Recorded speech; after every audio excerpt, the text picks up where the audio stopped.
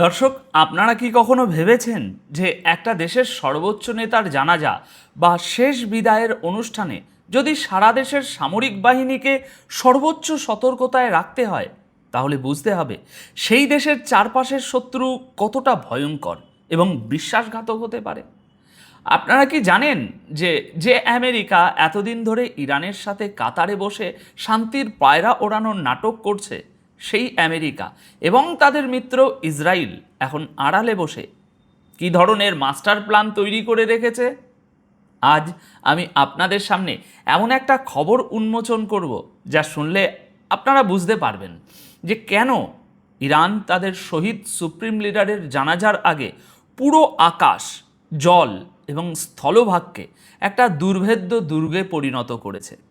আর ভিডিওর একদম শেষে আমি আপনাদের জানাবো ইরানের নতুন সুপ্রিম লিডার মোস্তাফা খামেনিকে নিয়ে ইসরায়েল এবং পশ্চিমা মিডিয়া যে মনস্তাত্ত্বিক খেলা খেলছে তার পেছনের আসল উদ্দেশ্য কী।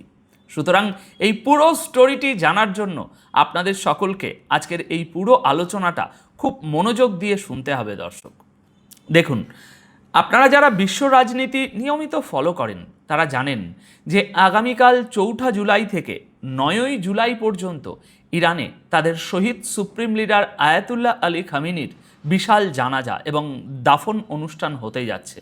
এই অনুষ্ঠানে প্রায় 15 থেকে 20 মিলিয়ন বা 1.5 থেকে 2 কোটি মানুষের সমাগম হতে পারে, যা ইরানের ইতিহাসের সবচেয়ে বড় জমায়েত। কিন্তু এই শোকের আবহের মধ্যেও ইরান এক মুহূর্তের জন্যও তাদের সামরিক নজরদারি কমায়নি, বরং তারা পশ্চিমা বিশ্বকে একটা চরম মেসেজ দিয়েছে। লজিক্যালি চিন্তা করুন দর্শক, গত 1 জুলাই এবং গতকাল 2 জুলাই 2026-এ ইরনা এবং মিডল ইস্ট আইতে খবর প্রকাশিত হয়েছে যে ইরানের সামরিক বাহিনীকে এই মুহূর্তে হাই অ্যালার্টে রাখা হয়েছে। ইরানের সেনাবাহিনীর মুখপাত্র ব্রিগেডিয়ার জেনারেল মোহাম্মদ আকরামেনিয়া তিনি জানিয়েছেন যে তাদের স্থল, নৌ এবং বিমান বাহিনী দেশের সীমান্ত জুড়ে তাদের উপস্থিতি বাড়িয়েছে। ইরানের আকাশ প্রতিরক্ষা ব্যবস্থা সার্বক্ষণিক নজরদারি চালাচ্ছে এবং হেলিকপ্টার ইউনিটগুলোকেও প্রস্তুত রাখা হয়েছে। এর পাশাপাশি গতকাল 2 জুলাই দুপুর 2:15 রয়টার্সের একটা রিপোর্ট বলছে খাতাম আল আম্বিয়া central হেডকোয়ার্টার্সের commander Ali Abdullahi America এবং ইসরায়েলকে সরাসরি হুমকি দিয়ে বলেছেন ইরানের শত্রুরা, বিশেষ করে আমেরিকা এবং জায়নবাদী সরকার, যেন কোনো ভুল হিসাব বা মিসক্যালকুলেশন না করে বসে। এই শোকের আবহে যদি আমাদের দেশের বিরুদ্ধে কোনো আগ্রাসন হয়, তবে আমাদের সশস্ত্র বাহিনী এবার আরও কঠোর প্রতিশোধ নেবে। আপনারা কি বুঝতে পারছেন দর্শক, কেন ইরান এই সময়ে এত বড় কথা বলছে? কারণ ইরান খুব ভালো করেই জানে যে পশ্চিমা বিশ্ব এবং ইসরায়েল কখনোই তাদের প্রতিশ্রুতি রাখে না। যখন একটা দেশে অন্য দেশের ভিআইপিরা আসেন, এত বড় একটা জমায়েত হয়, তখন শত্রুরা সুযোগ খোঁজে কোনো না কোনোভাবে একটা নাশকতা করার। কিন্তু ইরান আমেরিকা এবং ইসরায়েলকে আগেভাগেই বুঝিয়ে দিয়েছে যে তোমরা যদি ভাবো যে আমরা আমাদের নেতার শোকে মর্মাহত হয়ে আমাদের ডিফেন্স দুর্বল করে রেখেছি, তাহলে তোমরা বোকার স্বর্গে বাস করছো। কিন্তু দর্শক, শুধু স্থল বা আকাশ সীমাতেই নয়, ইরান তাদের সবচেয়ে বড় কৌশলগত অস্ত্র হরমুজ প্রণালী নিয়েও পশ্চিমাদের একটা সপাটে মেরেছে। গতকাল 2 জুলাই বিকেল 3:18 দ্য টাইমস অফ ইসরায়েলে একটা রিপোর্ট প্রকাশিত হয়েছে, যা পড়লে আপনারা বুঝতে পারবেন যে ইরান কতটা কনফিডেন্ট। রিপোর্টে বলা হয়েছে ইরানের জয়েন্ট মিলিটারি কমান্ড ওয়ার্নিং দিয়েছে যে হরমুজ প্রণালী দিয়ে চলাচলকারী সমস্ত তেলের ট্যাঙ্কারকে অবশ্যই ইরানের অনুমোদিত রুট ব্যবহার করতে হবে, না হলে তাদের ফোর্সফুল রেসপন্সের মুখে পড়তে হবে। কিন্তু কেন ইরান হঠাৎ এই কথা বলল? কারণ সেন্টকম বা আমেরিকার সামরিক বাহিনী বাহরাইনে বসে মধ্যপ্রাচ্যের দেশগুলোর সাথে মিটিং করে একটা স্টেটমেন্ট দিয়েছিল যে তারা নাকি হরমুজ প্রণালীতে অবাধ বাণিজ্য নিশ্চিত করবে। অর্থাৎ আমেরিকা আবার দাদাগিরি দেখানোর চেষ্টা করেছিল, আর ইরান ঠিক এই জায়গাতেই আমেরিকাকে সপাটে মেরেছে। ইরান পরিষ্কার বলে দিয়েছে, হরমুজ প্রণালীতে আমেরিকার যুদ্ধবিমানের উপস্থিতি এই অঞ্চলে নিরাপত্তাহীনতা তৈরি করছে। আমেরিকা যদি এখানে কোনো নাক গলানোর চেষ্টা করে তবে সেটাকে ইরানের জাতীয় সার্বভৌমত্বের উপর হুমকি হিসাবে দেখা হবে এবং দ্রুত ও চূড়ান্ত জবাব দেওয়া হবে। দর্শক, যে আমেরিকা গত 60 দিনের জন্য বিনা ফিতে জাহাজ চলাচলের চুক্তি করেছিল, সেই আমেরিকাকে ইরান বলছে চুক্তি করেছো ঠিক আছে, কিন্তু রাস্তা আমাদেরটাই ব্যবহার করতে হবে এবং ভবিষ্যতে আমরাই এখানে ট্যাক্স বসাবো। ওমান এবং জাতিসংঘের সাহায্যে আমেরিকা একটা বিকল্প রুট বের করার চেষ্টা করেছিল, কিন্তু ইরান সেখানেও আক্রমণ করে সেটা বন্ধ করে দিয়েছে। এর মানে কি?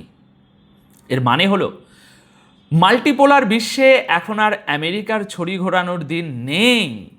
ইরান পুরো বিশ্বকে দেখিয়ে দিচ্ছে যে মধ্যপ্রাচ্যের আসল বস এখন কে। এবার আসুন দেখি, পশ্চিমা মিডিয়া এবং ইসরায়েল যখন ফিজিক্যাল যুদ্ধে বা সামরিক কৌশলে ইরানের সাথে পারছে না, তখন তারা কিভাবে সাইকোলজিক্যাল গেম খেলছে।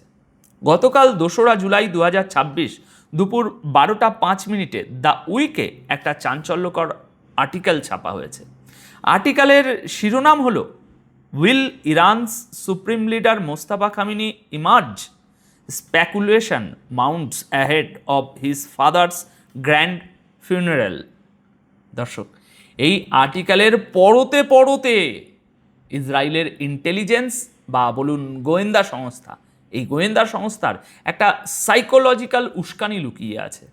আর্টিকেলে বলা হচ্ছে যে ইরানের নতুন সুপ্রিম লিডার মোস্তাফা খামিনি কি তার বাবার জানাজায় প্রকাশ্যে আসবেন?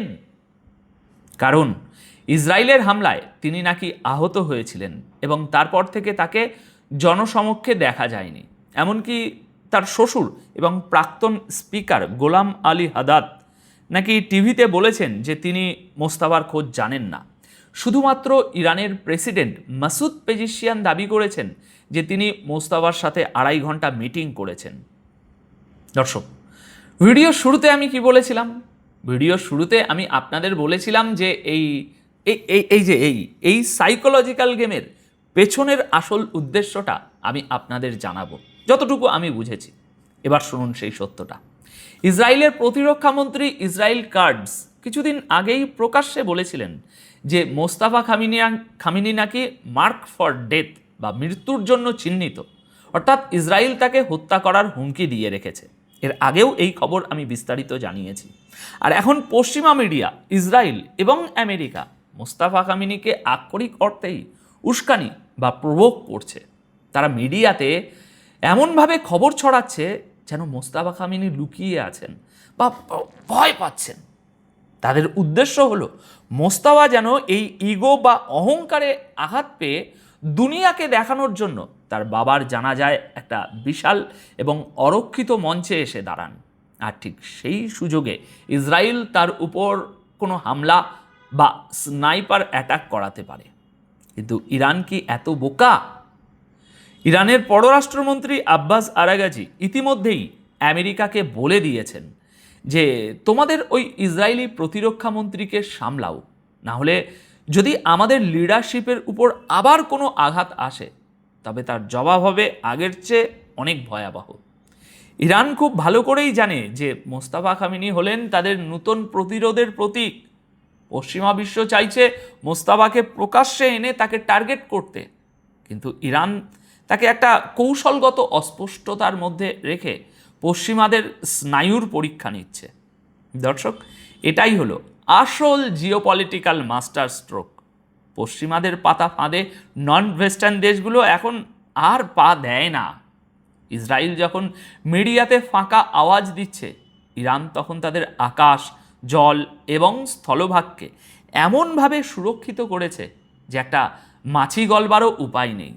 এখন আপনাদের কাছে আমার প্রশ্ন, দর্শক, আপনাদের কি মনে হয় ইসরায়েল কি সত্যি এত বড় একটা জমায়েতে মোস্তাফা খামিনিকে টার্গেট করার মতো কোনো হঠকারী বা আত্মঘাতী সিদ্ধান্ত নেবে? আর ইরান যেভাবে হরমুজ প্রণালীতে আমেরিকাকে তাদের রুট মানতে বাধ্য করছে, এর ফলে কি আমেরিকার পেট্রোডলারের আধিপত্য চিরতরে শেষ হতে যাচ্ছে না? লজিক্যালি একটু চিন্তা করুন দর্শক, এবং আপনাদের মূল্যবান মতামত অবশ্যই নিচে কমেন্ট করে জানান।